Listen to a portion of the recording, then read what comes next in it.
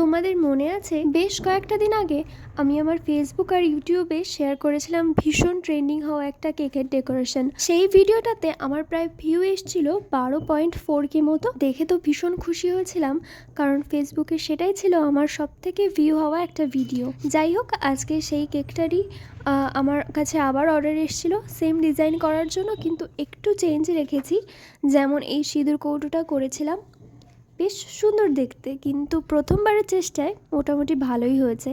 কেকটাতে রেখেছিলাম একটা পান পাতা, দুটো শাখা পলা, আর তার সাথে একটা গাছকৌটো। দেখতেই পেলে কতবার শাখা পলাটার জায়গা পরিবর্তন করেছি, কারণ বুঝতেই পারছিলাম না যে কোথায় রাখলে জিনিসটা বেশি ভালো লাগবে। এই কেকটার ইনসাইডে ছিল চকলেট ফ্লেভার, এবং তোমরা যারা আগের ভিডিওটা দেখেছিলে তোমরা জানিও আগের কেকটা না এই কেকটা বেশি সুন্দর হয়েছিল। যাদের যাদের এই কেকটা বেশি ভালো লেগেছে তারা প্লিজ কমেন্টে একটা রেড হার্ট দিয়ে যেও। এই কেকটার সব থেকে সুন্দর পার্ট হচ্ছে এর যে সিঁদুরের কালারটা, এটা কিন্তু পুরো রিয়েল। এটাতে কোনো রকম ডাস্ট পাউডার অ্যাড করা হয়নি, যেটাতে আমি আগের কেকটাতে করেছিলাম। এটা